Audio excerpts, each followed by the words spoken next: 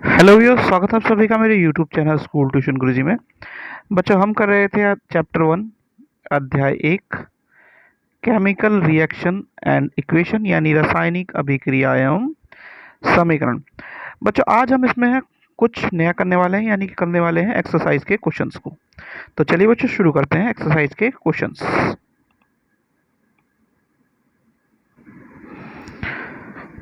तो बच्चों, इसमें सबसे पहला प्रश्न है आपका प्रश्न नंबर 1। क्या कहता है बच्चों ये? Which of the following statement about the reaction below are incorrect, यानी नीचे दी गई अभिक्रिया के संबंध में कौन सा कथन असत्य है। तो यहाँ पे आप देख रहे हैं बच्चों, लेड ऑक्साइड की और कार्बन की रिएक्शन दिखाई हुई है और आखिरी में बन रहा है कार्बन डाइऑक्साइड और लेड अलग हो रहा है। तो इसमें 4 ऑप्शन दिए हैं। पहला है लेड इज गेटिंग रिड्यूस, यानी शीशा अपचयित हो रहा है। Carbon dioxide is getting oxidized, यानी कार्बन डाइऑक्साइड उपचयित हो रहा है। कार्बन इज गेटिंग ऑक्सीडाइज, यानी कार्बन का उपचयन हो रहा है। और लेड इज गेटिंग रिड्यूस। तो नीचे के ऑप्शन देखने से पहले एक चीज बेसिक समझ लीजिए, इसमें हो क्या रहा है। इसमें ये हो रहा है कि ऑक्सीजन का लॉस हो रहा है। कहाँ से? लेड के पास से ऑक्सीजन का लॉस हो रहा है, यानी ऑक्सीजन हट रही है उसके पास से। और कार्बन के पास क्या हो रहा है? ऑक्सीजन मिल रही है। ठीक है, तो आपका आंसर यहाँ पे होगा ए और बी, और ये है ऑप्शन 1 आपका बच्चों। ठीक है, तो यही इसका आंसर है। चलिए अगला क्वेश्चन देखते हैं अब क्वेश्चन नंबर 2 है बच्चों आपका। क्वेश्चन नंबर 2 है Fe2O3 plus 2Al Al2O3 plus 2Fe, यानी आपका फेरस ऑक्साइड और एल्यूमिनियम का रिएक्शन यहाँ पे दिखाया हुआ है।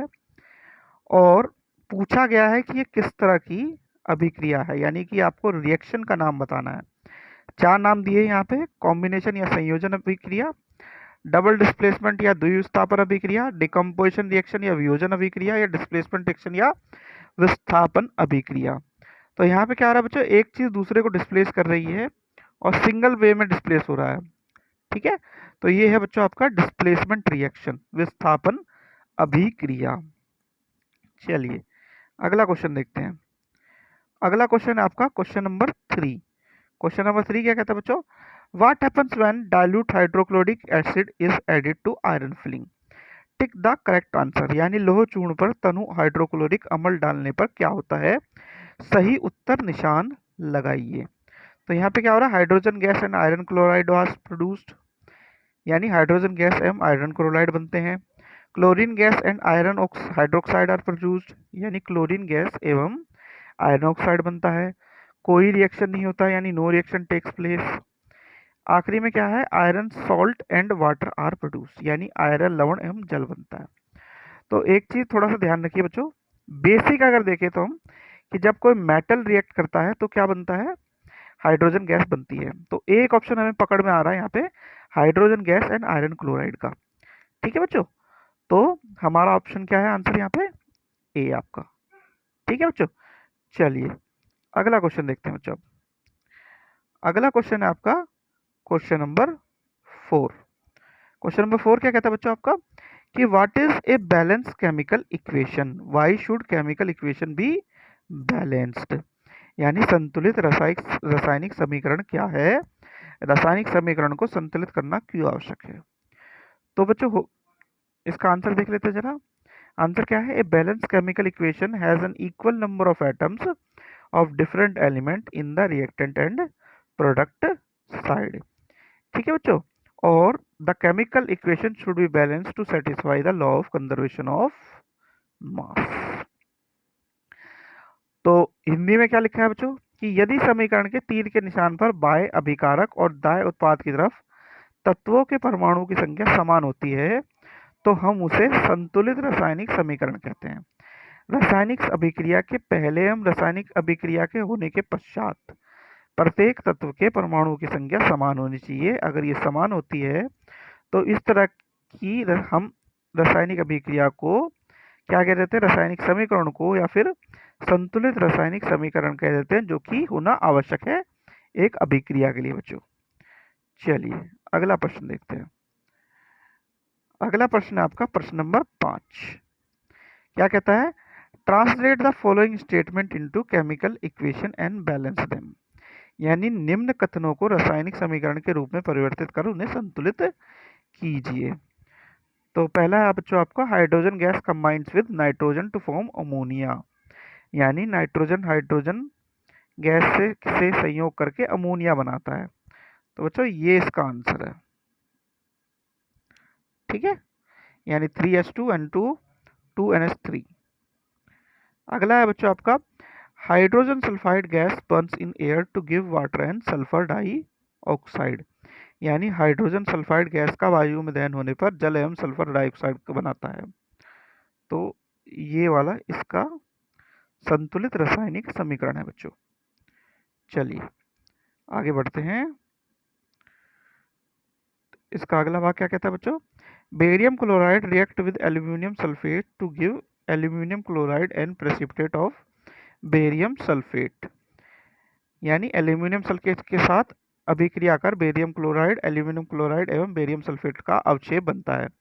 ये डबल डिस्प्लेसमेंट या प्रेसिपिटेशन रिएक्शन का एक एग्जाम्पल भी है बच्चों। ये इसका बैलेंस इक्वेशन है बच्चों।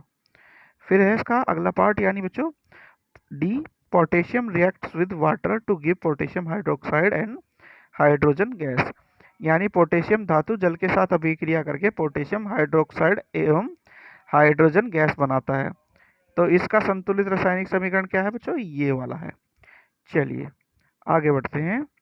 अब है बच्चों क्वेश्चन नंबर 6 आपका। क्वेश्चन नंबर 6 क्या कहता है बच्चों आपको, balance the following chemical equation. तो ये सीधे सीधे बैलेंस करके आपको दिखाई गई है बच्चों। ए का ये वाला आंसर है, बी का ये वाला आंसर है, सी का ये वाला, डी का ये वाला। तो बैलेंस केमिकल इक्वेशन आपको पहले भी बता चुका हूँ, मैं अच्छी तरीके से समझा भी चुका हूँ। तो इसीलिए इसको खाली आंसर बता रहा हूँ बच्चों मैं आपको, इसके आंसर ये है इसके, इसको मैं बैलेंस करके नहीं दिखा रहा हूँ यहाँ पे प्रेजेंट उसमें वीडियो में बच्चों। चलिए अगला क्वेश्चन देखते हैं। अगला क्वेश्चन है बच्चों आपका क्वेश्चन नंबर 7। क्वेश्चन नंबर 7 क्या है, right the balance chemical equation for the following reaction. अच्छा, हमने दो तरीके से देखा था कि लिख सकते हैं आप केमिकल इक्वेशन को। पहला था वर्ड इक्वेशन, दूसरा था बाय सिंबल। सिंबल वाली हमने बैलेंस देख ली। अब ये वर्ड इक्वेशन के तौर पे भी सवाल आ सकता है बच्चों। ये दोनों ही इंपॉर्टेंट सवाल है आपके। कैसे आएगा सवाल, इस तरीके से आएगा कि calcium hydroxide plus carbon dioxide, calcium carbonate plus water, ये अगर रिएक्शन हो रहा है तो इसकी बैलेंस केमिकल इक्वेशन क्या होगी। तो ये इसकी बैलेंस केमिकल इक्वेशन होगी बच्चों। सिंबल के तौर पे हमें इस तरीके से रिप्रेजेंट करना होगा। फिर है zinc silver nitrate, zinc nitrate और सिल्वर, इसकी ये वाली होगी बच्चों। ठीक है, चलिए अगला पार्ट देखते हैं इसका। अगला पार्ट है इसका बच्चों सी, aluminium plus copper chloride, aluminium chloride copper. तो ये इसकी बैलेंस इक्वेशन बन जाएगी बच्चों। फिर अगला है बच्चों barium chloride plus potassium sulphate, barium sulphate plus potassium chloride, इसकी क्या होगी BaCl2 K2SO4 और बाद में होगी बच्चों BaSO4 प्लस 2KCl। ठीक है बच्चों खासकर मैं आपको वापस याद दिला दूं कि मैं इन्हें बैलेंस करके नहीं दिखा रहा हूं, क्योंकि बैलेंस इक्वेशन मैं आपको पूरा डिटेल में पहले भी समझा चुका हूं। अभी हम खाली कवर कर रहे हैं कि आंसर्स को कैसे चेक किया जाए कि आंसर क्या क्या होंगे, इसलिए मैंने आपको बताया है इनके आंसर्स खाली। ठीक है बच्चों, चलिए अगला क्वेश्चन देखते हैं। अगला क्वेश्चन है बच्चों आपका क्वेश्चन नंबर 8। क्वेश्चन नंबर 8 भी कुछ कुछ इसी तरह का है आपको। इसमें थोड़ा सा एक चीज क्या जोड़ दी गई है बच्चों कि right the balance chemical equation for the following and identify the type of reaction in each case, यानी निम्न अभिक्रिया के लिए संतुलित रासायनिक समीकरण लिखनी है एवं प्रत्येक की अभिक्रिया का प्रकार भी लिखना है बच्चों आपको। तो पहली है बच्चों आपकी potassium bromide, barium iodide, potassium iodide और बेरियम। तो ये किस चीज का दिया है, सीधे सीधे आपको पता चल रहा है बच्चों कि ये डबल डिस्प्लेसमेंट रिएक्शन यानी द्विविस्थापन अभिक्रिया का उदाहरण है बच्चों। ठीक है, अगली है बच्चों आपकी B, zinc carbonate, zinc oxide और कार्बन डाइऑक्साइड और ब्रोमाइड। ठीक है, ये वाली आपकी बन गई कौन सी बच्चों,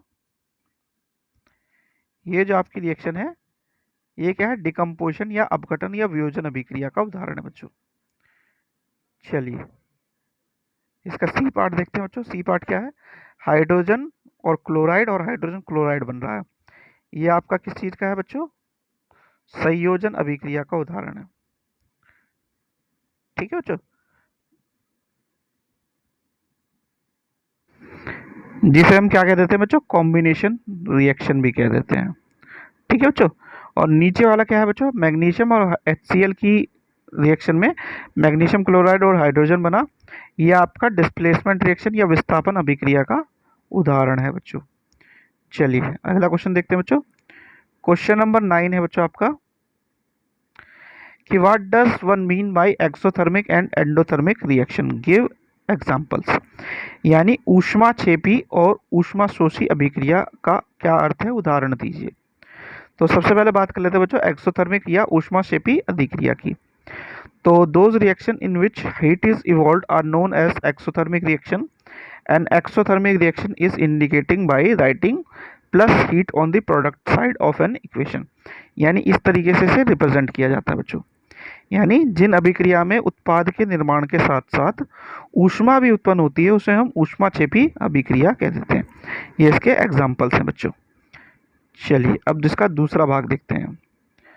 दूसरा भाग है इसका बच्चों एंडोथर्मिक रिएक्शन, ऊष्माशोषी अभिक्रिया। Those reaction in which heat is absorbed are known as endothermic reaction. An endothermic reaction is usually indicated by heat on the product side of chemical equation. यानी जिन अभिक्रिया में ऊर्जा अवशोषित होती है उन्हें ऊष्माशोषी अभिक्रिया कहते हैं और इसे भी इस तरीके से रिप्रेजेंट करते हैं बच्चों। चलिए आगे बढ़ते हैं।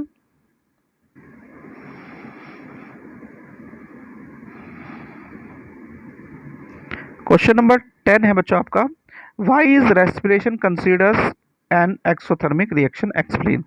यानी श्वासन को ऊष्माक्षेपी अभिक्रिया क्यों कहते हैं, वर्णन कीजिए। आंसर है बच्चों इसका कि respiration is an exothermic process because during respiration glucose combined with oxygen in the cells of our body to form carbon dioxide and water along with the production of energy. यानी हमारे शरीर में ऊर्जा हमारे द्वारा खाए गए भोजन से प्राप्त होती है तथा पाचन के दौरान भोजन के बड़े बड़े अणु जैसे कि ग्लूकोज सरल पदार्थों में टूटकर ऊर्जा प्रदान करते हैं, इसलिए श्वसन को ऊष्माक्षेपी अभिक्रिया भी कहते हैं। और ये नीचे क्या दिया है बच्चों, उसका आपको रिएक्शन दिया हुआ है। ये जो दबा हुआ है वो है आपका एनर्जी या ऊर्जा बच्चों। ठीक है बच्चों, तो बच्चों आज हमने कंप्लीट किए 1 to 10 क्वेश्चंस एनसीईआरटी एक्सरसाइज के, यानी अभ्यास के आपके क्वेश्चंस को। नेक्स्ट वीडियो में बच्चों हम कंप्लीट करेंगे 11 to 20 का पार्ट। ठीक है बच्चों, तो बच्चों आज की वीडियो को यहीं कंप्लीट करते हैं। आशा करता हूँ आपको वीडियो अच्छी लगी होगी। अगर वीडियो अच्छी लगी हो तो चैनल को सब्सक्राइब करें, वीडियो को लाइक करें, शेयर करें। Thank you.